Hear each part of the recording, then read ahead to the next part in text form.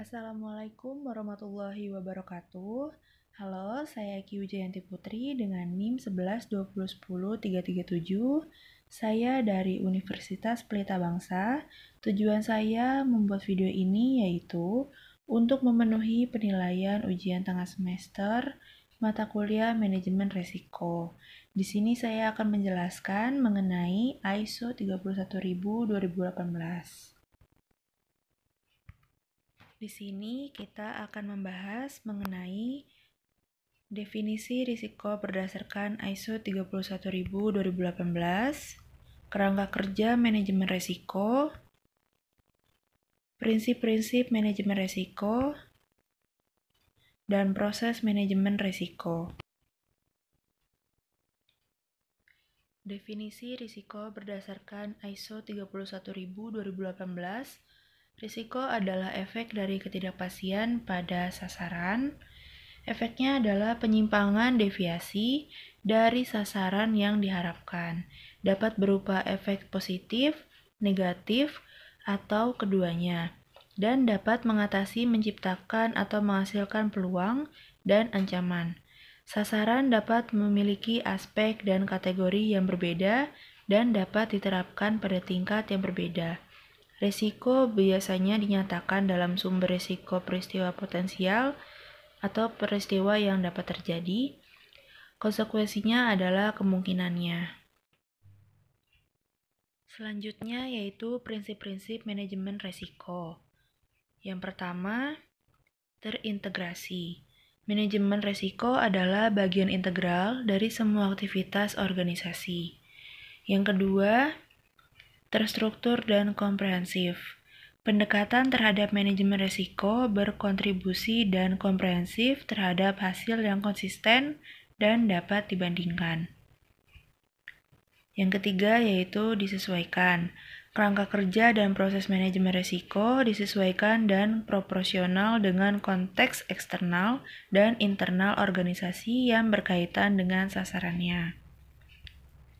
Yang keempat, inklusif. Keterlibatan yang tepat dan sesuai pemangku kepentingan memungkinkan pengetahuan, pandangan, dan persepsi mereka untuk menjadi bahan pertimbangan. Yang kelima, dinamis, yaitu manajemen risiko mengantisipasi, mendeteksi, mengakui, dan menanggapi perubahan dan peristiwa tersebut sesuai dan tepat waktu. Yang keenam, informasi terbaik yang tersedia.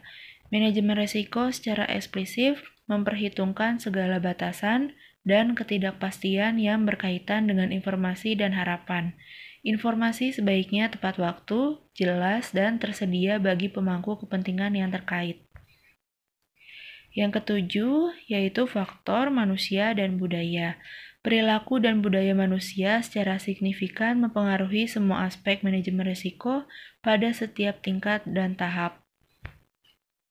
Yang kedelapan, yaitu perbaikan dan berkelanjutan.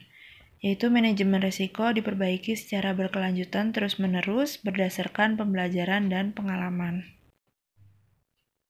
Selanjutnya, kerangka kerja manajemen risiko.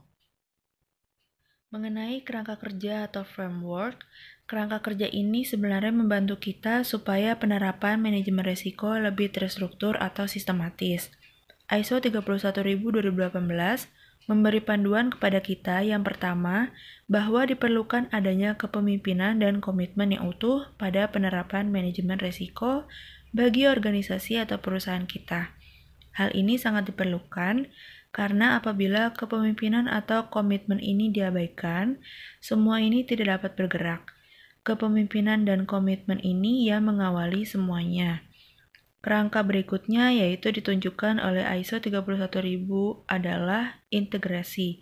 Hal ini mempunyai arti bahwa manajemen risiko memungkinkan di setiap aktivitas, di setiap proses bisnis, dan di setiap alur organisasi, setiap risiko yang ada dapat terkelola dengan baik sehingga bisa mendapatkan peluang yang diinginkan oleh organisasi atau perusahaan dan bisa mengantisipasi setiap risiko yang mungkin timbul. Berikutnya, desain terdiri dari 5 hal yang harus diperhatikan. Yang pertama, pemahaman konteks dari sebuah organisasi. Yang kedua, penegasan komitmen. Yang ketiga, penugasan peran atau akuntabilitas. Yang keempat, alokasi sumber daya. Yang kelima, penyiapan komunikasi dan konsultasi. Tahapan berikutnya dari penerapan kerangka kerja risiko adalah implementasi atau pelaksanaannya. Implementasi ini kelanjutan dari desain, baru bisa dievaluasi.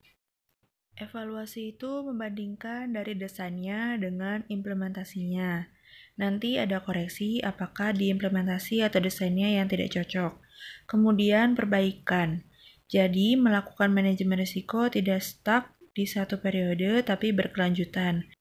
Jika sudah berkelanjutan, ada improvement terus-menerus dan semakin baik, barulah bisa disebut nanti bahwa penerapan manajemen risiko dalam sebuah organisasi dalam perusahaan itu bisa menjaga pertumbuhan secara berkelanjutan. Yang terakhir yaitu proses manajemen risiko. Yang pertama, identifikasi risiko, yaitu usaha untuk menemukan atau mengetahui risiko-risiko yang mungkin timbul dalam kegiatan yang dilakukan oleh perusahaan atau perorangan. Metode identifikasi risiko yaitu analisis data historis, pengamatan dan survei, bisa menggunakan kuesioner, inspeksi langsung, dan interaksi dengan unit kerja. Selanjutnya pengacuan, dan yang terakhir pendapat ahli. Yang kedua, analisis risiko, yaitu sebuah teknik untuk mengidentifikasi dan menilai faktor-faktor yang dapat membahayakan keberhasilan sebuah bisnis, program, proyek, atau individu untuk mencapai tujuan. Langkah-langkah analisis risiko yaitu yang pertama, identifikasi kemungkinan kondisi, peristiwa, atau situasi negatif, eksternal dan internal. Yang kedua, penentuan hubungan sebab akibat antara peluang kejadian, skalanya, dan kemungkinan dampaknya. Yang ketiga, evaluasi berbagai dampak di bawah asumsi dan probabilitas yang berbeda. Yang keempat, penerapan teknik kualitatif dan kuantitatif untuk mengurangi ketidakpastian dari dampak dan biaya, kewajiban, atau kerugian. Yang ketiga, evaluasi risiko, yaitu sebuah proses perbandingan antara level risiko yang ditemukan selama proses analisis dengan kriteria risiko yang ditetapkan sebelumnya. Tahapannya meliputi yang pertama, menyusun prioritas risiko berdasarkan risiko dengan ketentuan diantaranya besaran risiko tertinggi mendapat prioritas paling tinggi. Yang kedua, apabila terdapat lebih dari satu risiko yang memiliki besaran risiko yang sama, maka prioritas risiko ditentukan berdasarkan urutan area dampak dari yang tertinggi hingga terendah sesuai kriteria dampak. Yang ketiga, apabila masih terdapat lebih dari satu risiko yang memiliki besaran dan area dampak yang sama, maka prioritas risiko ditentukan berdasarkan urutan kategori risiko yang tertinggi hingga terendah sesuai kategori risiko. Yang keempat, apabila masih terdapat lebih dari satu risiko yang memiliki besaran, area dampak, dan kategori yang sama, maka prioritas risiko ditentukan berdasarkan judgement pemilik risiko. Selanjutnya, pengendalian risiko, yaitu suatu tindakan untuk menyelamatkan perusahaan dari kerugian. Pengendalian ini dapat dilakukan dengan dua cara. Yang pertama ada retensi risiko, yaitu dengan cara melakukan retention atau penyimpanan dana untuk mengantisipasi kemungkinan terjadinya kerugian secara penuh ataupun sebagian. Yang kedua, transfer risiko, yaitu perusahaan mengalihkan dampak kerugian kepada organisasi atau perusahaan lain. Yang terakhir, mitigasi risiko, yaitu upaya untuk mengurangi atau menghentikan dampak negatif atau kerugian yang sudah terjadi. Adapun hubungan pengelolaan risiko dengan pengendalian internal. Titik temu utamanya adalah pada kepentingan untuk melakukan tindakan pencegahan atau membangun sistem peringatan dini yang efektif di perusahaan, di mana berbagai risiko yang mungkin terjadi, beserta dampaknya dapat diidentifikasi, diukur, dan akhirnya dapat diminimalkan sekecil mungkin.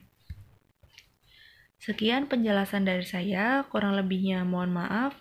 Wassalamualaikum warahmatullahi wabarakatuh.